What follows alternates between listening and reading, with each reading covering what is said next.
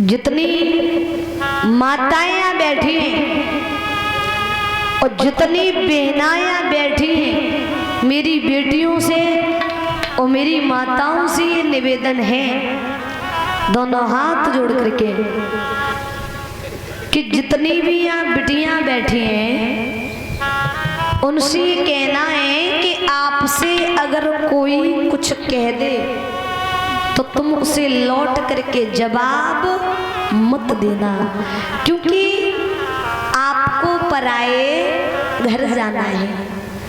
और बिटिया महाराज कम बोले वही अच्छी लगती है, ज्यादा बातें करे बकर बकर लगी रहे पूरे दिन तो महाराज वो शोभा नहीं देती है। दादा ध्यान रखना।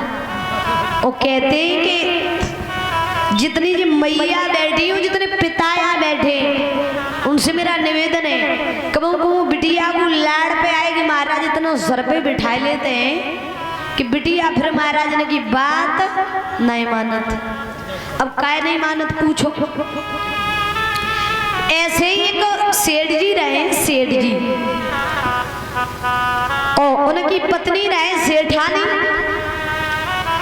अब सेठ जी की बिटिया महाराज इतनी चालू रहे कि बिटिया से कोई एक बात कहे तो बिटिया दो बात पकड़ाई दे, बिटिया से कोई दो बात कहे तो बिटिया में चार बात पकड़ाई दे, बिटिया से कोई चार बात कहे तो महाराज बिटिया में 8 बात पकड़ाई दे।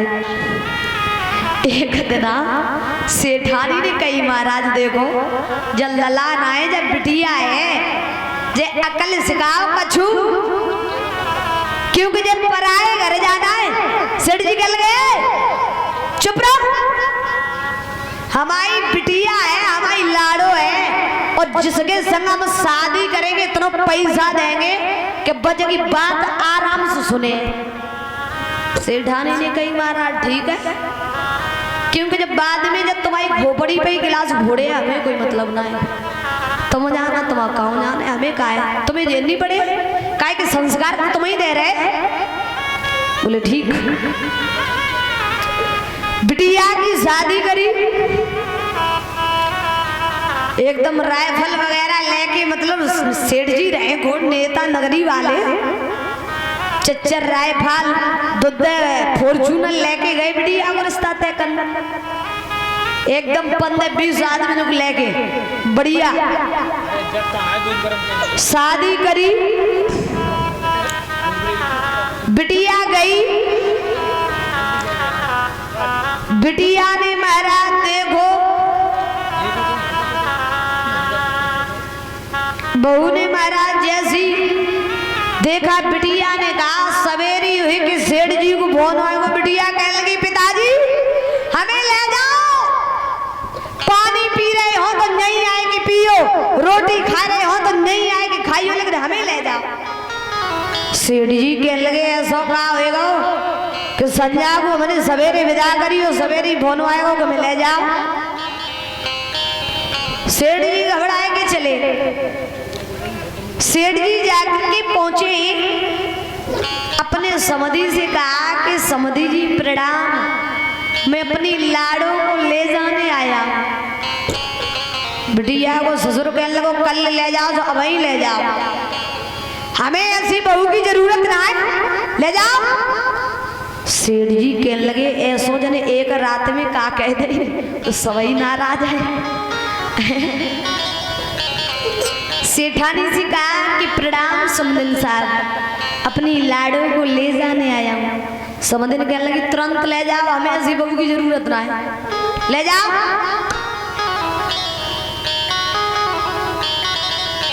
सबसे कहा, सेठ जी कहने लगे क्या करें? बोले कोई बात नहीं, अब हमें अकल आई, हमें दिमाग में सेठानी की बात आई कि हमने कोई बिटिया को ज्यादा ही छूट दे रखी थी। बोले कोई बात नहीं बिटिया तैयार हो जा, चल हम तो जो सोचेंगे कि हमारे एक लड़का ने 2 लड़का है रहो। तो बिटिया ने अपनी लाड़ों को महाराज सेठ जी ने पास में बिठाओ और एक बात कही कि लाड़ो हमें जब बता तेरी ससुराल कैसी है। बिटिया कहने लगी बस ससुराल ना है बस नरक है नरक। सेठ जी कहने लगे अच्छा बोली हाँ चल कोई बात नहीं जब बता तेरे ससुर कैसे? बोली वो ससुर है, अरे वो एक नंबर का राक्षस है राक्षस, उसकी तो बात ही मत करना। सेठ जी कहने लगे अच्छा तेरी सास कैसी है? बोली एक नंबर की डायन, बाकी तो बात ही मत करियो। बोली अच्छा कोई बात नहीं। तेरा देवर कैसा है? एक नंबर का आवारा, उसे गांव की गलियों में घूमने से ही फुर्सत नहीं है। बोली ठीक। तेरी ननद कैसी है? बिटिया कहने लगी एक नंबर की चुगलखोर, सबसे ज्यादा लड़ाई तो वही करवाते हैं। बोली अच्छा चल और छोड़ जब बता तेरा पति कैसो है? जवाब दिया जब पति की तो बात ही मत करियो, जो तो पूरा यमराज है यमराज। सेठ जी कहने लगे बिटिया अब हमें मालूम पड़ी कि कमी तुम्हारे ससुराल वाले में ना है, कमी हमें है जो हमने तुम्हें ऐसे संस्कार दे। खैर कोई बात नहीं, तुम्हें सो करो रहो, हम तो जब सोचे कि हमारे दो लड़का है ठीक। लेकिन कहते हैं दादा की बिटिया ज्यादा दिन तक घर पे रहे तो फिर पड़ोसी गांव के लोग बातें करने लगते हैं कि नहीं माता? हाँ। अब औरतें खट्टी वहीं कहने लगी कहो काफी दिन की रह रही सासू ने मारे के भगा दो का है? अब बिटिया का झुका है नहीं। लड़कियां कहने लगी जीजा जी नहीं आए, लड़की कहने लगी ये जीजा यहाँ भी नहीं जीने देता वहां भी नहीं जीने देता। अब लड़की थक के महाराज बैठ गई, मंदिर में पूजा करने के लिए गई। पुजारी जी ने कहा कि लाड़ो काफी दिन से पूजा करने के लिए आ रही हूँ, कहा बात है ससुराल नहीं गई? बिटिया कहने लगी सीधे सीधे जकाई दे कि पूजा करने काहे आती हूँ, बातें काहे घुमा रहे? अब तो गुस्सा हुए कि महाराजा आंगन में बैठे गए। सेठ जी आए, सेठ जी ने कहा कि लाड़ो क्या बात है? कहने लगी पिताजी हम बहुत दुखी हैं, बहुत परेशान हैं। काहे कि कुछ भी हो जाए अब तो हम अपने घर जाएंगे। सेठ जी ने कहा कि बिटिया एक संत जी आए थे गांव में, तो उन्होंने कहा कि तू ऐसा करे कि साधना कर ले, एक मंत्र जाप कर ले। बिटिया कहने लगी जब मंत्र जाप हमसे ना होवे। सेठ जी कहने लगे तो साधना कर ले, मात्र 6 महीना साधना कर ले तू, और 6 महीना के अंदर में तेरी ससुराल तेरी मुट्ठी में आ जाएगी। बिटिया कहने लगी 6 महीना का हम तो 1 साल कछु नहीं कहेंगे, बस से हमारी ससुराल मुट्ठी में आ जाए। बोली चलो ठीक करे आओ। बिटिया जब सेठ जी करे आई, घर में काम कर लगी। सासू ने कहा किचन में काम करने लगी तो बर्तन फूटे, गिलास, बर्तन ने आवाज करी। ननद कहने लगी अरे बिल्ली है क्या? सासू ने हाथ दबाओ चुप रह जा, अपनी वाली बिल्ली है। अब शाम को अपनी सासू के पैर दबाती जा रही, तो सासू ने कहा कि जब बता तेरी अम्मा के 2-4 और आती कि तू अकेली ही है। कहने लगी नहीं मम्मी जी मैं अकेली हूँ। और जो बोले कही मम्मी जी, सासू कहने लगी हाय जब तो अब मम्मी कह रही। बल्कि महाराज एक नहीं बल्कि 15 दिना के अंदर में सासू ने अपनी कमर से चाबी निकाली और बहू के हाथ में दे दी।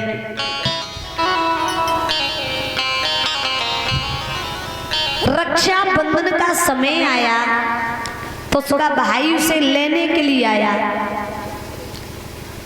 भाई ने बिटिया की सास से कहा कि माताजी अपनी बहन को लेने आया। सास ने कहा कि लल्ला मेरी बहू को ले जाए तो रहे, लेकिन सुबह होते ही मेरी बहू को यहाँ कर जाना। जवाब दिया, इतनी जल्दी सुधर गई? ससुर ने कहा, ससुर कहने लगे सबे तब हो जब मेरी बहू को ना छोड़ जाइए। बोली ठीक। अब घर पे जाकर के गई बिटिया तो सेठ जी ने अपनी लाड़ों को पास में बिठाओ और एक बात कही कि बिटिया हमें जब बता लाड़ो तेरी बन नरक ससुराल कैसी है। बिटिया कहने लगी पिताजी बन नरक ना है, वो मेरा घरो है घरो। बोले अच्छा तेरा राक्षस ससुर कैसा है? बिटिया कहने लगी पिताजी वो राक्षस नहीं है, वो मेरे ससुर हैं जो पिता का रोल निभाते हैं। बोले अच्छा तेरी वो डाहिन सासु कैसी है? कहा कि पिताजी वो डाहिन नहीं है, वो मेरी माँ है जो सास का रोल निभाती है। बोले तेरी वो चुगलखोर नंद कैसी है? कहा कि पिताजी वो चुगलखोर नहीं, वो मेरी छोटी बहन है। बोले तो तेरा आवारा देवर कैसा है? बोली पिताजी वो मेरा छोटा भाई है। बोले अच्छा चल और सब छोड़, जब बता तेरा भाई यमराज कैसा है? जो महाराज जब बात कही बिटिया ने कही कि बस हमारे पति हमारे लंगड़े होए लूड़े होए काने होए भेड़े होए, लेकिन हमारे पति हमारे देवता है। और खबरदार जो तुमने हमारे पति से यमराज कही ना मैं झोला उठाए जब चले सीधे। सेठ जी ने कही रुक जा बिटिया बैठ जा, इतनी जल्दी मत जा। तो कहते कि संतान को हम जैसे संस्कार देंगे वैसे ही ये आपसे आगे महाराज। अगर बिटिया को हमने गलत संस्कार देंगे तो हमारी जब बिटिया है लला ना जब पराए घर में महाराज बड़े खन हिलना लगता है, बड़े खन बिटिया का ठिकाना लगता है। आप कितनी भी माया दे दियो, कितने भी बड़े उन्हें पैसे वाले कर देना, लेकिन लड़के वाले की आदत होती है तुम कितनी हुए माया दे दियो तो जई कहो कि कछु नहीं मिलो, लेकिन जाने दो।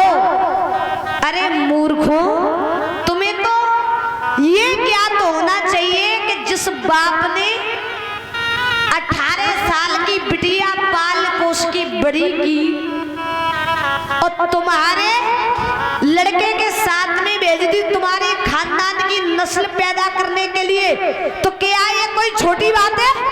क्या ये दौलत से कम है क्या? तो इनके कदमों के नीचे तो तुम्हारे सर हमेशा रहने चाहिए, इनकी आंखों के सामने कभी तुम्हारी नजर उठनी नहीं चाहिए है? जिन माँ बाप ने अपने कलेजे के टुकड़े को तुम्हारे हाथों में दे दिया, अच्छा तुम्हारी बिटिया बिटिया है और दूसरे की बिटिया बिटिया नहीं है। तुम्हारी बिटिया तुम्हारे कलेजे का टुकड़ा है और दूसरे की बिटिया वो क्या कलेजे का टुकड़ा नहीं है? उससे पूछो जिसने पाला पड़ोसा 18 साल का किया, उसे पूछो कि दर्द क्या होता है?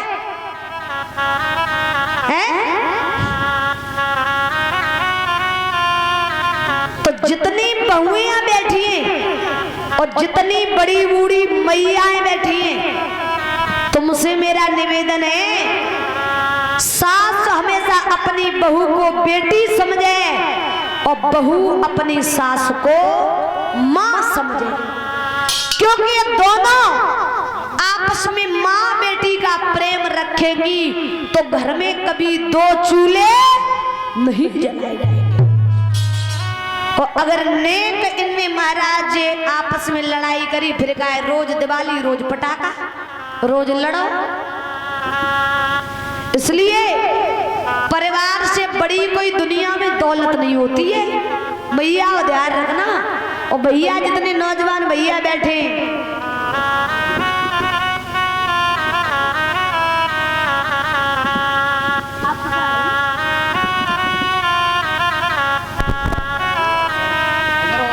परिवार से बड़ी कोई दौलत नहीं होती है।